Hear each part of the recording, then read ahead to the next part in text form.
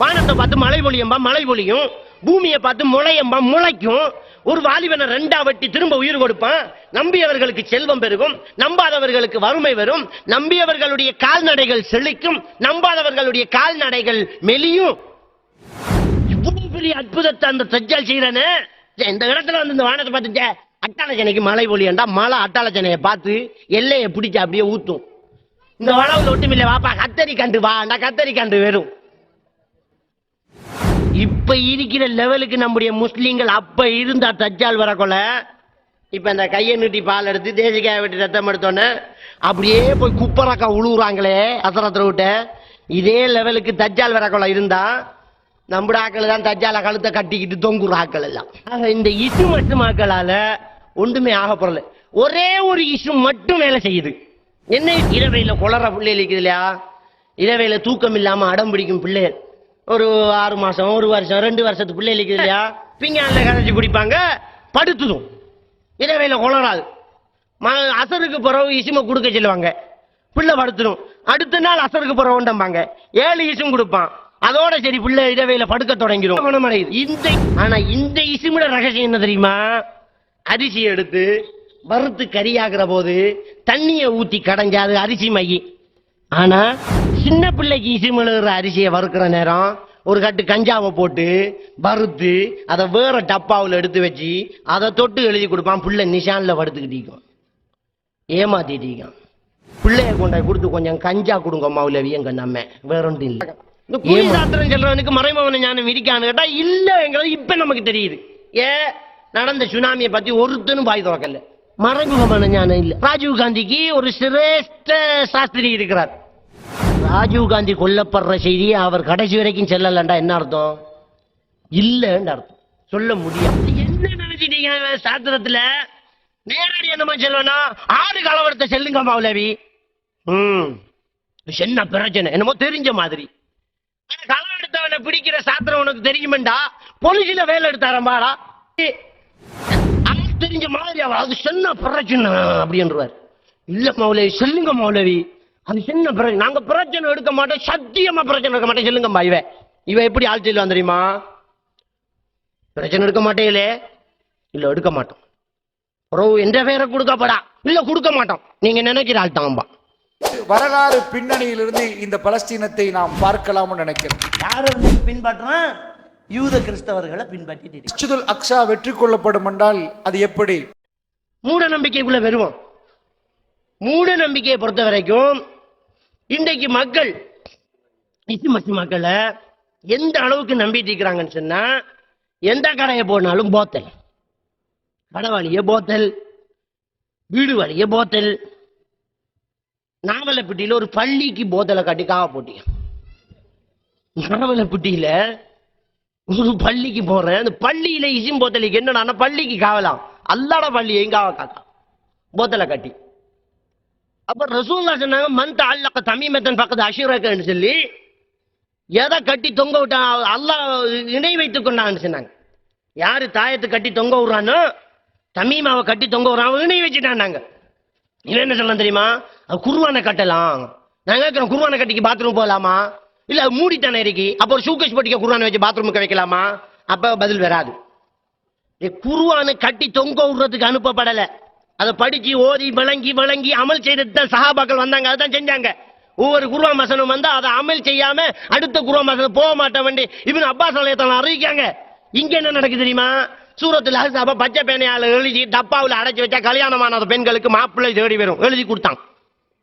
நானும் பாகிஸ்தான் மௌலாண்டாய்க்குள்ள எழுதி கொடுத்த ஒரு காலத்துல, அல்லாஹ் பாவத்தை மன்னிக்கணும். இன்னொரு குர்ஆன் வசனம் இருக்குது, அதை சிவத்த பேனையால எழுதி அதை தலானிக்கு அடியில வச்சால் இல்லற சுகம் நீடிக்குமா. வாழ்வியல் வழிகாட்டிக்காக வந்த இந்த குர்ஆனை பாலியல் வழிகாட்டிக்காக மாற்றி அமைச்சுக்கிட்டான்.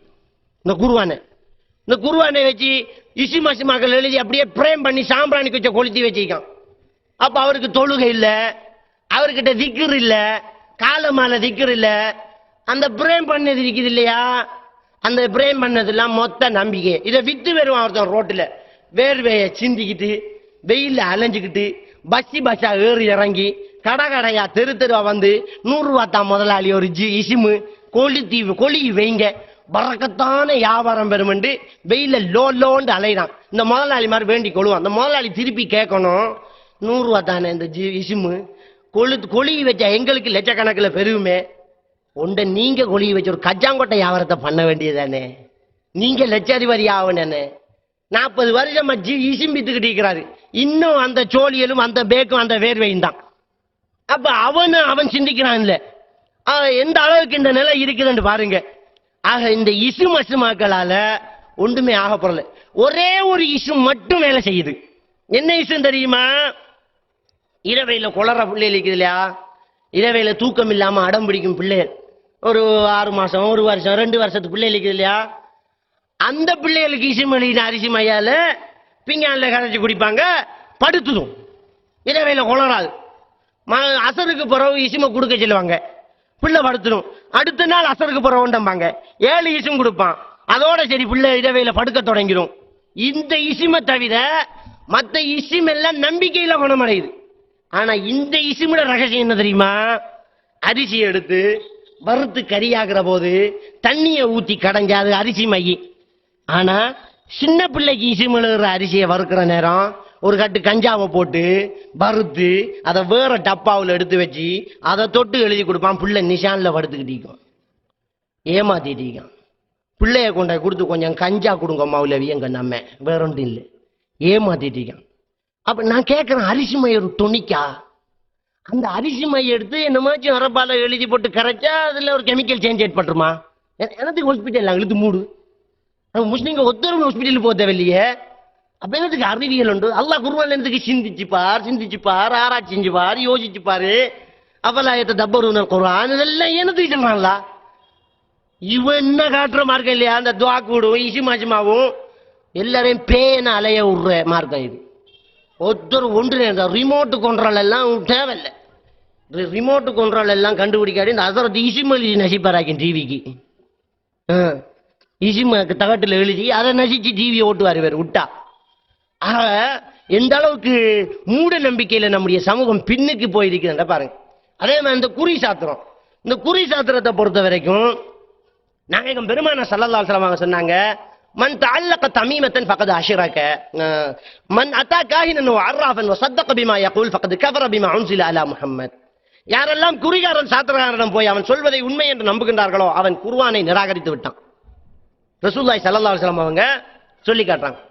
அப்ப குறிகாரன் சாத்திரக்காரனிடம் போனால் குர்ஆனை நிராகரித்ததுக்கு சமம் என்று அல்லாஹ் குர்ஆன்ல சொல்றான். லா யஅலமுல் கைப இல்லல்லாஹ், மறைமுகமான ஞானம் அல்லாஹ்க்கு தவிர யாருக்கும் கிடையாதுங்கறான்.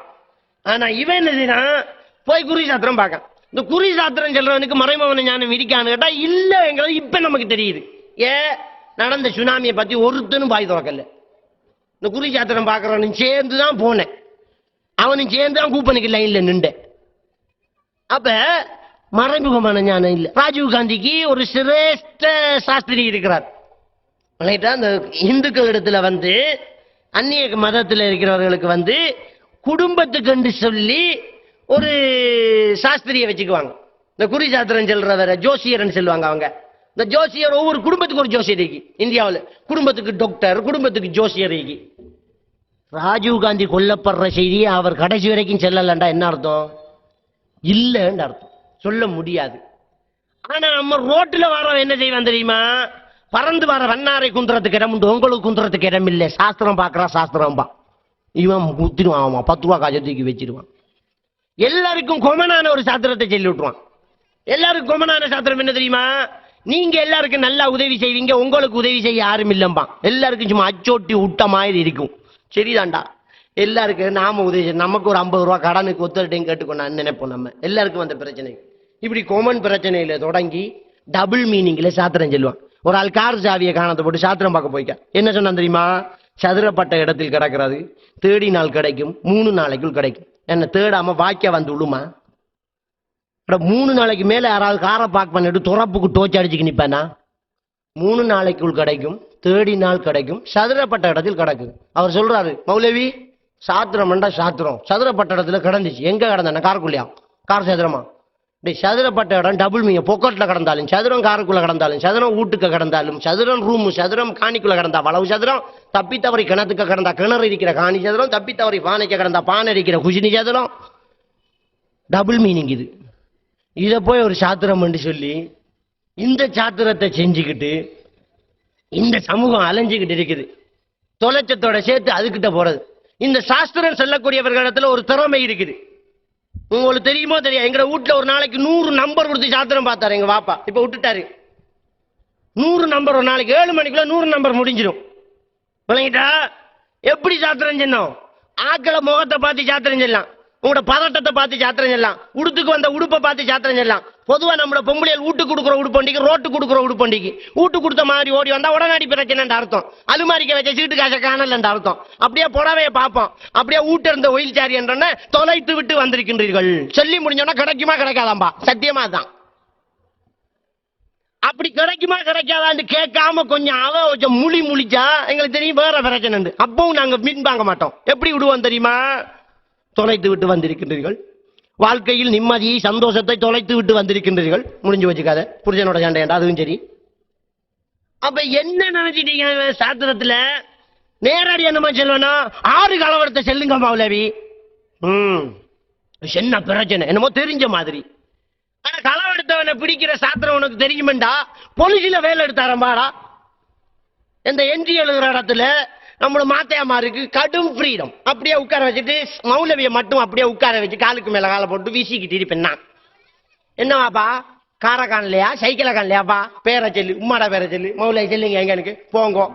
மீனோன கட்டு பெண்டில் சைக்கிள் சாத்திரிக்கு போய் எடுங்கட்டுமே. ஆனா போலீஸ்ல அழகா வேலை எடுக்கலாம்டா. மாசம் 40-50 சம்பளம் கூட எடுக்கலாம். இல்லாட்டி அந்த களவு கொடுத்தவனே நம்ம டிப் எடுக்கலாம். சைக்கிளுக்கு ஒரு 5000 ரூபாய் 10,000 ரூபாய் கலட்டலாம். அப்ப என்னடா இது களவு பிடிக்கிறான்? எப்படி ஆள் தெரிஞ்ச மாதிரி அவர் அது சொன்ன பிரச்சனை அப்படின்றார். இல்ல மௌலவி சொல்லுங்க மௌலவி, அது சொன்ன பிரச்சனை, நாங்க பிரச்சனை எடுக்க மாட்டோம், சத்தியமா பிரச்சனை எடுக்க மாட்டேன் சொல்லுங்கம்பா. இவ எப்படி ஆள் சொல்லுவான் தெரியுமா? பிரச்சனை எடுக்க மாட்டேங்களே. இல்ல எடுக்க மாட்டோம். எந்த பேரை கொடுக்கப்படா? இல்ல கொடுக்க மாட்டோம். நீங்க நினைக்கிற ஆள் தான்பா. 6வது களவு கொடுத்துட்டாரு நினைக்காம போயிருப்பானா? அன்றைக்கு வீட்டுக்கு வந்த முழு பேரையும் நினைச்சிட்டு இருப்பான். அதுல ஒரு ஆள்கிட்ட கொஞ்சம் டாக் அரிக்கும், அவர் தான் ஆளு. நாங்க 2 பேரை நினைக்க மௌலை, அதுல நீ கடுமையா நினைக்கிற ஆள் தான். முடிஞ்சு வச்சுக்காது. அண்டையில இருந்து மச்சினம் பளவுக்கையும் பெறப்பட அடி விழு. நல்லா வந்த மச்சினம் இப்படி சாத்திரம் பார்த்து நினைக்கிற ஆள் தான் சொல்லி குடும்பம் 2 பிரிஞ்சு 3 மாத இலக்கணத்தை அடிக்க மாலையை புறக்கிருக்காங்க. குடும்பம் பிரிஞ்சு 3 மாத இலக்கணத்தை அடிக்க மாலையை புறக்கிட்டு நைசா நழுவி இருக்காங்க. ஷைத்தாண்ட நோக்கம் என்ன? பலி எடுத்துடுறது. அதனால இந்த குறிகாரன் சாத்திரக்காரனுடைய மைண்ட்ல வேற பேச்சுக்களை பேச வைப்பான். ரசூலுல்லாஹ் சொன்னாங்க. ஆயிஷா நாயகி கேட்டாங்க, யார் ரசூலுல்லாஹ் சாத்திரக்காரன் குறிகாரன் போனாம்னு சொல்றீங்களே, சொல்றதுல உண்மையும் இருக்கிறேன்னு கேட்டாங்க. புகாரி கிரந்தத்துல பதிவாக்கக்கூடிய ஹதீஸ். ரசூலுல்லாஹி ஸல்லல்லாஹு அலைஹி வஸல்லம் அவங்க சொன்னாங்க, இந்த ஜின்னினங்கள் வானலோகத்துல மலக்குமார்கள் பேசுவதை ஒத்து கேட்டுக்கிட்டு வந்து குறிகாரன் சாத்திரனுடைய காதுல இன்னும் 100 பொய்ய சேர்த்து ஊதுதுண்டாங்க. அவன் ஜின்ன வசியம் பண்ணி வச்சுக்கல, அதுவா வந்து ஊது சொல்லணும் போல இருக்கும். ஒருத்தருக்கு ஒரு ஆள்ல சந்தேகம் வந்துடும். ஒரு சாத்திரிகிட்ட போவாங்க, ஒரே அடையாளத்தை அவன் சொல்லுவான். இன்னொரு சாத்திரிகிட்ட போவாங்க, அவனும் அதே அடையாளத்தை சொல்லுவான். இன்னொரு சாத்திரிகிட்ட போவாங்க, அவனும் அதே அடையாளத்தை சொல்லுவான். ஷைத்தான்ற வேலை தெரியுமா? நல்லா இருக்கிறான ஒட்டைக்கணும். இதுதான். ஆக மொத்தத்தில் இஸ்லாம் என்ன செய்ய தெரியுமா? போகாத போப்படா, போய் போட்டு அது இருக்குதான் கூடாது. இஸ்லாமிய மார்க்க என்ன? சாத்திரம் பார்க்காதங்குது. நீ பார்த்து போட்டு அதுல உண்மை இருக்கிற பேச்சுக்கு வேற போடா. உண்மை இருந்தா அது மார்க்கமா? நான் கேட்கிறேன். தஜ்ஜால் வாரது உண்மை. ரசூலுல்லாஹ் சொன்னாங்க, இந்த தஜ்ஜால் வருவான், வானத்தை பார்த்து மழை பொழியம்பா மழை பொழியும், பூமியை பார்த்து முளையம்பா முளைக்கும், ஒரு வாலிபனை 2ஆ வெட்டி திரும்ப உயிர் கொடுப்பான், நம்பியவர்களுக்கு செல்வம் பெருகும், நம்பாதவர்களுக்கு வறுமை வரும், நம்பியவர்களுடைய கால்நடைகள் செழிக்கும், நம்பாதவர்களுடைய கால்நடைகள் மெலியும். இவ்வளவு பெரிய அற்புதத்தை அந்த தஜ்ஜால் செய்யறானே. இந்த இடத்துல வந்து இந்த வானத்தை பார்த்துட்ட அட்டாளச்சனைக்கு மழை பொழியண்டா, மழை அட்டாளச்சனையை பார்த்து எல்லையை பிடிச்சா அப்படியே ஊத்தும். இந்த வளவுல ஒன்றும் இல்லை, வாப்பா கத்தரி கண்டு வாண்டா, கத்தரி கண்டு வரும். இப்ப இருக்கிற லெவலுக்கு நம்முடைய முஸ்லீம்கள் அப்ப இருந்தா தஜ்ஜால் வரக்கொள்ள. இப்ப இந்த கையை நீட்டி பால் எடுத்து தேசிக்காய வெட்டி ரத்தம் எடுத்தோன்னே அப்படியே போய் குப்பரக்கா உழுவுறாங்களே அசரத்துல விட்ட. இதே லெவலுக்கு தஜ்ஜால் வரக்கொள்ள இருந்தா நம்முட ஆக்கள் தான் தஜ்ஜால கழுத்தை கட்டிக்கிட்டு தொங்குற ஆக்கள் எல்லாம். அப்ப நடக்குதுங்கிறது ஈமான்ல. கண்ணுக்கு எதிர மழை பொழியுது, நிராகரி. கண்ணால காணாத அல்லாஹ்வை நம்பு, அதான் இஸ்லாம். அப்ப சாஸ்திரி கிட்ட போகாதங்கிறது இஸ்லாம். போய் போட்டு மாறான்னு உண்மை போகக்கூடாது. அப்ப இது ஒரு மூட நம்பிக்கையும் ஈமானை தகர்த்தறியக்கூடிய ஒன்றும். அதை நாங்க தெளிவா புரிஞ்சுக்கொள்ளணும். அடுத்தது என்ன? மந்திரிக்கிறது. மந்திரிக்கிறத பொறுத்த வரைக்கும் ஒரு விஷயத்தை நல்லா புரியணும். மந்திரம் என்றால் என்ன? மந்திரம் என்ன தெரியுமா?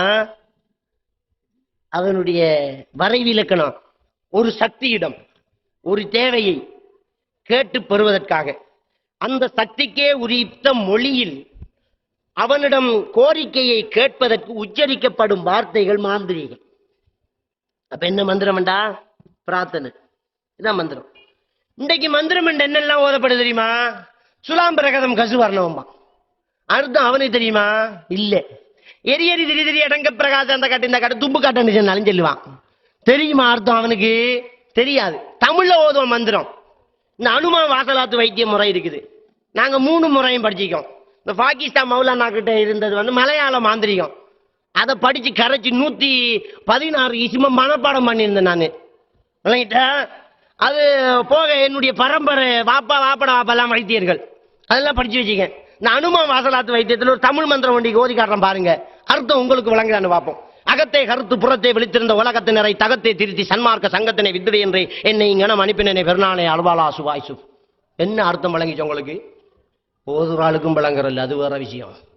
அதே மாதிரி இந்துக்களுடைய மந்திரத்தையும் பாடமாக்கிக்கான். பிரமாண பிரியாய நமக, பேதன பிரியாய நமக, ஏகமாதா பகுபிதா சருத்துருத்துராய அவுபக்கர் நமக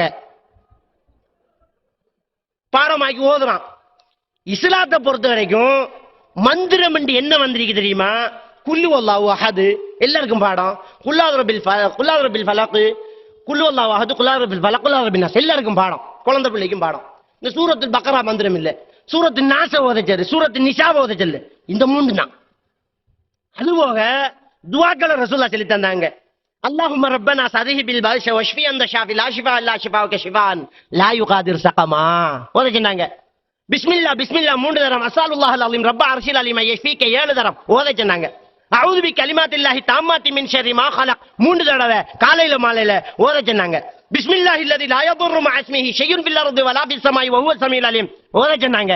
இதெல்லாம் விட்டுட்டு மந்திரம் ஓதுறான். இந்த மந்திரத்தை ஆறு ஓதணும் தெரியுமா? உனக்கு நீ ஓதணும். ரசூலுல்லாஹி ஸல்லல்லாஹு அலைஹி வஸல்லம் அவங்களுக்கு நோய் வாய்ப்பட்ட போது அவர் தான் ஓதினார். அவருக்கு ஓத முடியாத மயக்கம் ஏற்பட்ட போது ஆயிஷா நாயகி ஓதி, மனைவி ஓதி, அவர் கையில ஊதி தடவி விட்டாங்க. இன்றைக்கு என்ன நடக்குது தெரியுமா? ஓதி பார்க்கறதுக்கு ஒரு அசரத்து கொமர் பிள்ளையில கொண்டு விடுவாங்க. அவர் ஓதி திராய் போட்டு விடுவார். ரவியோஜி எல்லாம் சந்திக்க வேண்டியிருக்கு. ஆக எந்த அளவுக்கு இந்த விஷயம் இருக்குங்கிறத பாருங்க. அவர் தான் ஓதுறது. தண்ணியில ஓதுறது மொத்தத்துல கடை. இன்னைக்கு தண்ணி ஓதுற குரூப் பண்ணி இருக்குது. கொட்டா விட்டு தண்ணி ஓதி, எண்ணெய் ஓதி, சோடா ஓதி, தோடம்பழத்தை உரிச்சு வச்சு ஓதி, இன்னும் சொல்ல போனா அந்த வெளிநாட்டுகளின் கடிதத்தை கொண்டு அந்த அசரை தோய்த்தாங்க ஒரு பொம்பளை. ஏன் என்ன இது கடிதம் புதிதா இருக்குது என்ன கேட்டேன். இல்ல கடிதத்தை ஓதி தாங்கள அரபி கண்ட உடனே சம்பளத்தை கொடுக்கட்டும். நாமளா கற்பனை பண்றது. கடிதத்துல ஓதுவோம், வலையில ஓதி, ஓட்டுல ஓதி, சீமெந்தியில ஓதி, சின்னத்து கல்யாண மாப்பிள்ளைய 3 வள்ளியை கொண்டே ஓதி ஊதி, பெரிய உள்ளான பொம்பளை பிள்ளைய அலைய விட்டு ஓதி, எல்லாத்துக்கும் அல்வாத்தியா வச்சுக்க. அல்வாத்தியா 2000 சீதன கல்யாணத்துக்கு அல்வாத்தியா தான். எல்லாத்துக்கும் அல்வாத்தியா நமக்கு தெரிஞ்ச அல்வாத்தியா ஒன்று அல்வாத்தியா தான். சூரத்துல் பாத்தியா அல்ஹம்து சூரத். அது போக ஒரு பாத்தியா வந்து என்னத்த பாத்தியா அல்வாத்தியா பாத்தியாண்டு எல்லாத்துக்கும் பாத்தியா. அப்ப மந்திரங்கிறது அவர் ஓதணும். தண்ணியில ஊதுறதெல்லாம் இல்ல. ஒரு சஹாபி குடிக்கிற தண்ணியில ஊதினாரு. ரசூலுல்லாஹி ஸல்லல்லாஹு அலைஹி வஸல்லம் ஊதாதீங்கன்னாங்க. அந்த சஹாபி சொல்றாரு, தூசி கிடக்குது யா ரசூலுல்லாஹ், தூசி கீழே விழும் வரைக்கும் கிழிச்சு விடுங்கன்னாங்க. அந்த தண்ணிக்கு பற்றாக்குறையான அந்த பாலைவன பகுதியில ரசூலுல்லாஹ் சொல்றாங்க, தூசிக்கு ஊதாத, கிழிச்சு விடு, விட்டுட்டு குடியன்னாங்க. இப்ப என்ன நடக்குது? 3/4 கிளாஸ் தண்ணியை ஓதி முழு கிளாஸ் ஆக்கி கொடுக்கான். அவ்வளவு துப்புனி பறக்குது.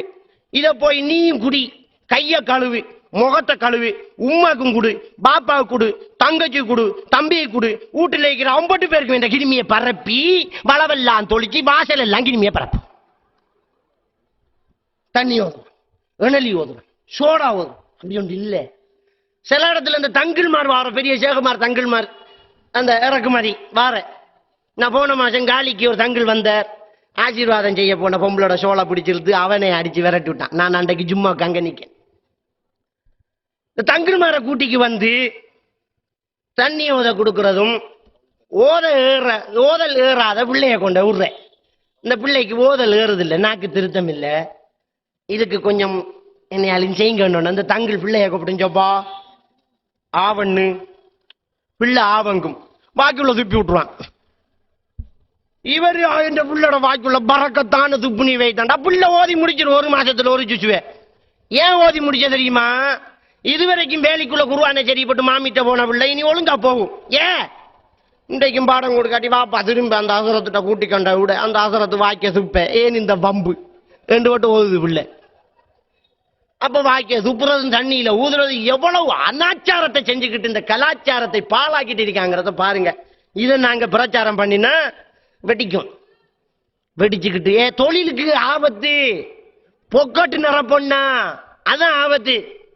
தொழிலுக்கு ஆபத்து. பொக்கோட்டு நிரப்பொண்ணா புறாடு பண்ணோம்னா வெளியாக்கி விடுற வேற விற்காது. அப்ப எப்படி எல்லாம் இந்த விஷயத்தை தீர்வடைஞ்சி இந்த மூட நம்பிக்கைய மக்கள் மத்தியில திணிச்சுக்கிட்டு இருக்கிறாங்க எங்கிறத நாங்க பார்க்கணும். ஆக மந்திரத்தை பொறுத்த வரைக்கும் நான் சொன்ன ஆரம்பத்துல வீட்டுல சூரத்துல் பக்ரா ஓதுங்க. ஒரு நாளைக்கு 3 நாளைக்கு ஷைத்தான் நுழைய மாட்டான். அஊது பி கலிமாத்தில்லாஹி தாம்மாத்தி மின் ஷர்ரி மா ஹலக் ஓதுங்க. குல் ஹுவல்லாஹு அஹத் ஓதுங்க. குல் அஊது பிரப்பில் ஃபலக் ஓதுங்க. குல் அஊது பிரப்பின் நாஸ் ஓதுங்க. நம்ம இவ்வளவு ஓதிட்டு இருந்தா இவர்கிட்ட போய் இணலி ஓத தேவையும் இல்லை, திம்பிலி தண்ணி ஓத தேவையும் இல்லை, சோடா நிரப்ப தேவையும் இல்லை, முக்காக்கலாஜா முழுக்கலாஜாக்கையும் தேவையில்லை. நாம நம்முடைய வேலையெல்லாம் பார்த்துட்டு போவோம். மார்க்கம் இலகுவானது, ரொம்ப லேசி. மார்க்கம் கஷ்டம் இல்லை. இவன் வருமானத்துக்கு கஷ்டமாக்கிக்கிட்டு இருக்கான். இவன் வருமானத்துக்கு கஷ்டமாக்கிக்கிட்டு இருக்கான். ஆக இப்படியான இந்த மூட நம்பிக்கைகள் இருக்குது. இதுல ஏமாந்துறாங்க. இன்னொரு விஷயம் என்ன, சில நோயாளிகள் இருக்காங்க, வித்தியாசமான நோயாளிகள். திடீர்னு மயக்கம் போட்டு விடுவாங்க. உளுந்தோன்னா அப்படியே ஒளிமினா ஒரு 10 பேருக்கு அடிப்பாங்க. கிட்ட நெருங்கொண்டாம இருக்கும். ஒரு சாதி குரல்ல கதைப்பாங்க. இங்கிலீஷ் தெரியாதால் இங்கிலீஷ் கதைக்கும், சிங்களம் தெரியாதால் சிங்களம் கதைக்கும், அரபு தெரியாதால் அரபு கதைக்கும். இங்க நின்ற மாதிரியா நான் முள்ளுக்குள்ளால காட்டுக்குள்ளால குப்பியோட்டுக்குள்ளால ஓடுவார். கால ஒன்றும் பெட்டாது. மதுளால அண்ணா பாய்வாரு. மயக்கம் தெளிஞ்சு நான் என்ன செஞ்சேன், என்ன நடக்கிறோம், சனமெல்லாம் அன்னைக்கு என்னன்னு கேட்பாரு. என்ன சொல்லுவான் தெரியுமா? பயங்கரமான ஜின்னொண்டு பிடிச்சிருக்கம்மா, பயங்கரமான ஜின்னொண்டு பிடிச்சிக்கம்மா. கொண்டு வந்தா நூல் கட்டி காய் வெட்டி சங்கிலியில போட்டு தேசிக்காய் தண்ணி தொளிச்சு எண்ணெயெல்லாம் செஞ்சு வெளிச்சாக்கி ஒரு 2-3 மாசம் அலைய விட்டு நோயை கிளியர் ஆக்கி எடுப்பாங்க. என்னையா அவர் ஜின்ன விரட்டிட்டாராம். இந்த கேஸை என்னைட்ட கொண்டாங்க. ஒரு மந்திரம் ஓதாம கிளியர் பண்ணி காட்டுறேன். இந்த கேஸை கொண்டு வந்திருக்காங்க. இந்த அட்டாலஜன்ல இருந்து 2-3 கேஸ் நான் பாத்திருக்கேன். இந்த ஜின் பிடிச்சேன்னு சொல்லி என்னைட்ட கொண்டு வராங்க. ஒரு மந்திரம் கிடையாது, ஒன்றுமின், சும்மா கிளியர் பண்ண. இது ஒரு நோய், ஹிஸ்டீரியா நோய். சிங்களம் தெரியாதவன் சிங்களம் பேசுறது ஒரு ஹிஸ்டீரியா நோய். அவன் ஆள் மனதில் பதிவாயிருக்கக்கூடிய விஷயம், மனசு மூளை 2 பகுதி, இடது பக்கத்து மூளை வலது பக்கத்து மூளை இருக்குது. நம்முடைய குறிப்பாக பெரும்பான்மையானவருக்கு இடது பக்கத்து மூளை வேலை செஞ்சுட்டு இருக்குது. இந்த வலது பக்கத்து மூளையில எல்லா விஷயங்களும் ரெக்கார்ட் ஆகிட்டு இருக்குது. நம்ம கவலைப்பட்டது, சோகப்பட்டது, வேதனைப்பட்டது, அனுதாபப்பட்டதெல்லாம் இதுல இருக்குது. நம்ம ஏதாவது இந்த வேதனையோடு சம்பந்தப்பட்ட இன்னொரு விஷயத்துல தாக்குப்படுற நேரம் இளகிய மனமுள்ளவராக இருந்தால், பயந்த சுபாவம் உள்ளவராக இருந்தால், வலது பக்கத்து மூளை திறந்து அதுல பதிவாயிருக்கக்கூடிய வேதனை வெளியில வரும். அப்ப யாருல அனுதாபப்பட்டமோ அவருடைய பேரை நமக்கு சொல்லிக்கிட்டு அந்த அனுதாபம் யாரால வந்துச்சோ அவனை பழி வாங்குற வெறியோட அப்ப பேசுவார். அப்ப என்ன சொல்ல தெரியுமா? மௌத்தா போன மாமாட பேரை சொல்லி வந்திருக்கார். மாமா ஒருத்தன் கொலை செஞ்சிருப்பான். நான் தான் வந்திருக்கேன், அதுல வந்திருக்கேன், என்ன கொலை செஞ்சவனா கொலை செய்ய போறேன் அறிவாரு. அவ அவ்வளவு வேதனையோட இருந்திக்கான். ஹிஸ்டீரியா நோய் என்று சொன்னா அவனுடைய ஆள் மனசு திறந்து இப்ப அவன் மனநோயாளியா இருக்கான். இதை மூட வைக்கிறதுக்கு தேசிக்காவட்ட தேவையில்லை, ஹிப்னாட்டிசம் பண்ணினா போதும், அல்லது மனோதத்துவியலாளர்கிட்ட போய் சஜஷன் கொடுத்தா போதும், அல்லது அவனை திடுக்கிட வச்சா சரி வரும். ஓங்கி ஒரு அரை போத்துறா என்ன போதும். இந்த 10 பேருக்கு அவன் எப்படி அடிக்கான் தெரியுமா? வேற ஒரு பலம் அங்க வாரதில்லை. 10 பேருக்கு ஒருத்தன் அடிக்கான்னு சொன்னா வேற ஒரு பலம் வாரதில்லை. நமக்குள்ள இருக்கிற பலம் நம்ம முடக்கி வச்சிருக்கோம். நம்ம உடம்புல இருக்கக்கூடிய பலத்தை நாம முடக்கி வச்சுக்கோம். எப்படி முடக்கி வச்சுக்கோம் தெரியுமா? பின் விளைவுகளை யோசிக்கிறதால முடக்கி வச்சு நமக்கு ஏழும் இந்த மதில் அளவாயிரத்துக்கு. ஓடி வந்து இந்த மதுளால பாய நமக்கு ஏழும். ஓடி வரக்குள்ள சாரஞ்சிக்கு நான் என்ன கெதியன்னு நினைக்கா பாய வராது, காலு அப்படியே நின்றும். ஆனா அதிர்நெல் சுரப்பி சுரந்தா அந்த யோசனை வராது. அதிர்நெல் சுரப்பி என்றா என்ன? திடீரென்று ஏதாவது ஒரு திடுக்க நடந்தா உடனே அந்த அதிர்நெல் சுரப்பி சுரந்துரும். ஒரு நாய் விரட்டிக்கிறது, இல்லாட்டி இந்த இடத்துல ஒரு பொம்மை தூக்கி போட்டானுங்க, இருந்தவங்க எல்லாம் ஊட்ட இருப்பான்.